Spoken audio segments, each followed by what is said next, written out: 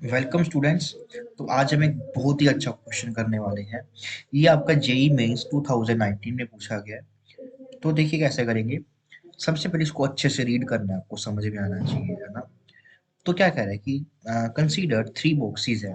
तो सबसे पहले हमारे पास मान लीजिए कोई भी तीन बॉक्सेस है। ठीक है, ये आपका फर्स्ट बॉक्स है जिसको मैं नाम दे देता हूँ आपका फर्स्ट बॉक्स।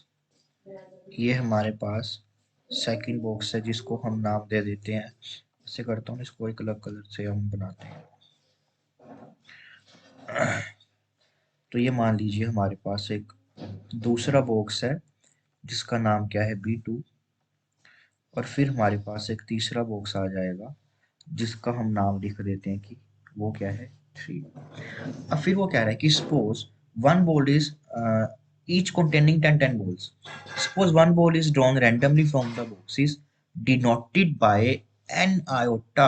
देखिए अब क्या कह रहा है कि हर एक बॉक्स में आपके पास 10 बॉल्स पड़ी है। ठीक है, तो मैं यहाँ पे उसकी नंबरिंग लिख देता हूँ। ठीक है, मान लीजिए आपकी फर्स्ट बॉल है, ये सेकंड बॉल को लेबल किया गया है, ऐसे ही थर्ड बॉल को लेबल किया गया है, और ऐसे ही करते करते 10 बॉल्स हैं और उनको ये लेबल की हुई है उनकी, है ना। अगर वो इस बॉक्स में है तो मैं इसकी लेबलिंग रेड कलर से कर देता हूँ, 1 2 3 और ये 10। ठीक, तो फिर आगे इस वाले की भी मैं ब्लू कलर से इसकी लेबलिंग कर देता हूँ, 1 2 3 और ये आपका 10। तो denoted by an iota the. अब देखिए अब यहाँ पे क्या कह रहा है, denoted by an iota the label of the ball drawn from the ith box. अब सबसे इंपॉर्टेंट बात हमारे पास यहाँ पे क्या है कि one ball randomly drawn from each of the box. उसने बोला है कि आपको एक बॉल ही निकालनी है और हर एक बॉक्स से निकालनी है। अब ध्यान से तो अब ध्यान से देखिए, ठीक है, वो क्या कह रहा है कि मान लीजिए आपने एक पर्टिकुलरली पहला अपने नंबर ऑफ वेज ही है ना। तो सबसे पहले मान लीजिए आपने B1 में से 2 नंबर की बोर्ड उठाई है ना।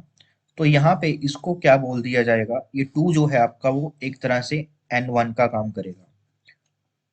ठीक है, तो ये N1 हो जाएगा आपका कि हमने फर्स्ट बॉक्स से एक बॉल निकाली है N1। तो यहाँ पे N1 किसके इक्वल हो जाएगा, 2 के। फिर B2 कह रहा है कि अगर आप इसमें से कोई बॉल को निकालोगे तो जो भी बॉल निकालोगे, जो भी नंबर की बॉल निकालोगे उसको हम N2 से लिखेंगे। और अगर आप इसमें से कोई भी एक बॉल निकालोगे तो उसको हम N3 से लिखेंगे। ठीक है, तो मतलब यहाँ पे मेरे पास इस पर्टिकुलर केस की बात करूं अगर मैं, तो N1 की वैल्यू आपके पास 10 हो सकती है, 10 होगी। N2 की वैल्यू 3 होगी और N3 की वैल्यू हमारे पास 10 होगी। ठीक है, तो इस तरह से आपने उसकी नंबरिंग की है। अब वो हमारे पास क्या कह रहा है कि बॉल को ऐसे चूज करना है कि N1 लेस हो N2 को लेस हो, है ना।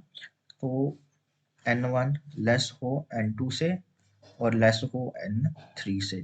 तो मतलब वो इस तरह से इसकी चॉइस करने को कह रहा है कि जो आपने पहले बॉक्स से बॉल लेनी है उसका जो भी लेबल होगा वो हमेशा कम होना चाहिए B2 से और कम होना चाहिए B3 से। मतलब अगर आप मान लीजिए आपने सेकंड बॉल को निकाला फर्स्ट बॉक्स से, तो अब आप B2 में से फर्स्ट बॉल नहीं निकाल सकते, आपको इससे बड़ा ही रखना पड़ेगा, जैसे 4।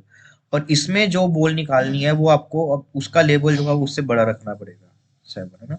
तो सिर्फ इसी तरह के अरेंजमेंट मेरे पास पॉसिबल हो पाएंगे, इसके अलावा कोई और दूसरे अरेंजमेंट आपके पॉसिबल नहीं होंगे।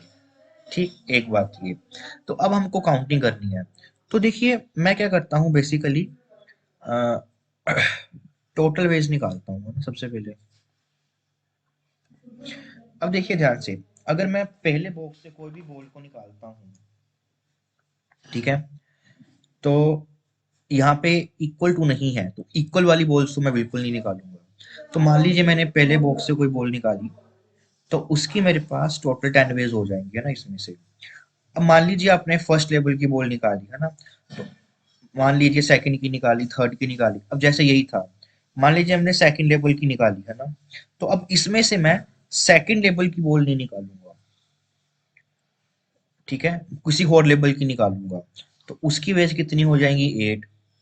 अब B3 के लिए क्या होगा कि पीछे की दो जो लेबल की बॉल मैं निकाल चुका हूँ, अब वो लेबल की बॉल मैं B3 में नहीं निकालूंगा, तो उसकी टोटल वेज हो जाएंगी 8। तो अगर हम देखें तो टोटल आंसर जो होगा मेरे पास वो 720 होगा, अगर मैं ऐसे काउंटिंग करता हूँ, ठीक है। बट इसमें मैंने देखिए वो केसेस भी काउंट कर लिए, जैसे मान लीजिए मैंने सबसे पहले लेबल, ठीक है, मान लीजिए अब इसमें, तो ये बेसिकली काउंट क्या किया मैंने कि आपके पास 3 नंबर्स थे ना, उनकी ऑल पॉसिबल अरेंजमेंट हमने निकाल ली। तो मतलब कि इस पर्टिकुलर में मान लीजिए एक आपके पास आपने पहले बॉक्स में से 2 निकाला, ठीक है। अब दूसरे बॉक्स में से आप 2 नहीं निकालोगे, आपने 3 को निकाला मान लेते हैं, और तीसरे बॉक्स में मैंने 10 को निकाला, ठीक है। तब होगा क्या, इस टोटल काउंटिंग में आपने इसके कॉरस्पॉन्डिंग सारे के सारे केसेस को निकाल लिया। सारे के सारे केसेस को मतलब कैसे, काउंटिंग में आपने ये सिलेक्शन भी कर ली, 2 3 10, 2 10 3, फिर यहाँ पे 3 फिक्स करोगे तो 2 10, 3 फिक्स करोगे तो 10 2, फिर अगर हम यहाँ पे 10 रखेंगे तो 3 2, तो 10 रखेंगे तो 2 3। तो मतलब कि अगर मैं एक 3 नंबर ये चूज करता हूँ, तो इसमें हमने ये सारे के सारे जो जितने भी अरेंजमेंट बन रहे हैं वो काउंट कर लिए, मतलब 3 फैक्टोरियल अरेंजमेंट जो है इनके वो काउंट कर लिए। बट हमारे को तो कौन सा चाहिए था, हमारे को सिर्फ ये वाला चाहिए ना, ये वाला तो चाहिए ही नहीं, क्योंकि ये वाला तो इससे कंडीशन को, हमारी ये वाली कंडीशन को सेटिस्फाई ही नहीं कर रहा, ठीक है। तो हर एक के कॉरस्पॉन्डिंग हमारे को कितने मिल रहे हैं, 6 मिल रहे हैं, 3 फैक्टोरियल। तो मतलब कि अगर मेरे को सही आंसर निकालना है तो मेरे को इसको 6 से डिवाइड करना पड़ेगा,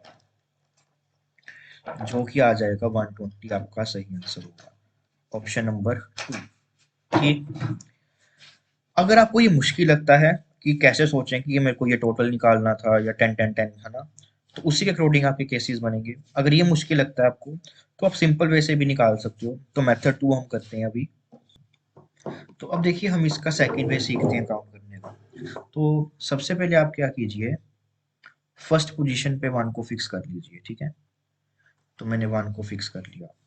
अब यहाँ पे अगर मैं 1 को फिक्स कर लेता हूँ, तो जो B2 है मेरे पास, है ना, तो उसके पास अब कितनी चॉइसेस बची। अब देखिए इसको आपने मान लीजिए आपने 3 सिलेक्शंस करनी है, ठीक है।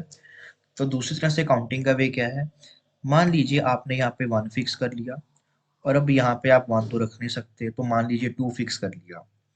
अब यहाँ पे पॉसिबिलिटी क्या हो सकती है कि आप 3 4 6 7 8 9 10 तक ले सकते हो, मतलब कि यहाँ पे फिल करने की कितनी प्लेसेस हो जाएंगी आपके पास, 8 हो जाएंगी, ठीक है। ये फिक्स की हैं, जो नीचे दिखता हूँ मैं फिक्स होते हैं, और ऊपर आपके पास ऑल पॉसिबिलिटीज है ना।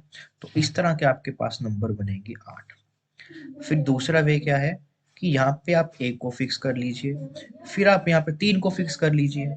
तो अब यहाँ पे आपके पास 3 से बड़ा नंबर रखना है आपको, तो वो 7 वेज हो जाएंगे, तो ये 7 आ जाएगा।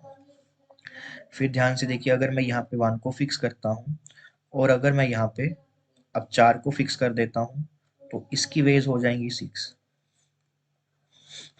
तो वैसे ही करते करते अगर मैं यहाँ पे 1 को फिक्स करूंगा, और अगर मैं यहाँ पे 9 को नहीं फिक्स करूंगा, अगर मैं यहाँ पे 9 को फिक्स कर दूंगा तो यहाँ पे फिर, हाँ 9 को फिक्स कर सकते हो यहाँ पे, मैं 9 को फिक्स कर दिया, और लास्ट में यहाँ पे आपका 10 फिक्स हो जाएगा। तो इसकी कितनी वेज बनेंगी, 1। तो अगर मैं इसको टोटल काउंट करूँ तो मेरे पास टोटल वेज कितनी बनेगी, 1 plus 2 plus 3 plus 4 plus up to 8, है ना। ये वो सारे के सारे नंबर आ गए जब मैंने यहाँ पे पर्टिकुलरली 1 को फिक्स किया। जब मैं 1 को फर्स्ट प्लेस पे फिक्स करूंगा तो मेरे पास ये सारे के सारे नंबर्स आ जाएंगे, ठीक है। अब मैं अपनी यहाँ पे प्लेस पे 2 को फिक्स करता हूँ, ठीक है। अगर मैं 2 को यहाँ पे फिक्स कर दूंगा तो यहाँ पे 3 को फिक्स करना पड़ेगा, और इसके बाद मेरे पास यहाँ पे 7 वेज बच जाएंगे। तो टोटल आपके पास इसका आंसर आएगा 7। फिर अगला देखिए, अगर मैं 2 को यहाँ पे फिक्स करता हूँ और यहाँ पे 4 को फिक्स करूंगा तो अब यहाँ पे 6 वेज आ जाएंगे। दैट इज आपका यहाँ पे 6 वेज। ऐसे ही करते करते मैं यहाँ पे 2 को फिक्स करूंगा और यहाँ पे आप 9 को फिक्स कर दोगे तो यहाँ पे 1 फिक्स हो जाएगा, फिर 10 फिक्स हो जाएगा। तो इसकी एक ही वेज है ना। अब ध्यान से देखिए, अब मैं अगर यहाँ पे 2 फर्स्ट प्लेस पे 2 को फिक्स कर देता हूँ, जो टोटल वेज मेरे पास बन जाएंगी वो बनेंगी आपकी 1 प्लस 2 प्लस 3 प्लस 7 तक। फिर इसी तरह से आप निकाल सकते हो, जब मैं 3 को फिक्स करूंगा तो आपको पैटर्न डिकोड हो गया होगा ना, कि अब की बार जो आंसर आएगा वो 1 प्लस 2 प्लस 3 अप टू 6 तक आएगा। फिर अगर आप फर्स्ट प्लेस पे 4 को फिक्स कर दोगे तो आपके पास 1 प्लस 2 प्लस 3 प्लस यहाँ पे आपके पास 5 आ जाएगा। ठीक है, तो ऐसे ही करते करते अगर हम फर्स्ट प्लेस पे, आप देखिए 10 तो फिक्स करने से रहे ना, आपका 9 फिक्स होगा, तो लास्ट में सिर्फ और सिर्फ आप कहाँ तक फिक्स कर सकते हो, 8 तक ही फिक्स कर सकते हो। अब 8 को फिक्स करोगे तो आपको सिर्फ एक ही वे मिलेगा। ठीक है, तो आप अब इन सभी केसेस को ऐड कर लीजिए। तो देखिए, तो अब हम इनको ऐड करते हैं। तो सबसे पहले मैं 1 plus 2 plus 3 plus 4 plus 5 plus 6 plus 7 plus 8 को प्लस करते हैं। फिर आगे हम 1 plus 2 plus 3 plus 4 plus 5 plus 6 plus 7 को फिर आगे हम 1 plus 2 plus 3 plus 4 plus 5 plus 6 को प्लस कर देंगे। फिर 1 प्लस 2 प्लस 3 प्लस 4 प्लस 5, फिर आगे 1 प्लस 2 प्लस 3 प्लस 4, फिर 1 प्लस 2 प्लस 3, 1 प्लस 2 और फिर 1। बस आपको टोटल इनको कर लेना है। तो देखिए 1 2 3 4 5 6 7 8 रोज हैं, तो ये आपका 8 आ जाएगा, और ये आपका 7 इंटू 2 आ जाएगा, ये आपका 6 इंटू 3 आ जाएगा, और ये आपका 5 इंटू 4 आ जाएगा, और यहाँ पे आपके पास 4 इंटू 5 आ जाएगा, और आपका यहाँ पे 3 इंटू 6, और यहाँ पे आपका इसके बाद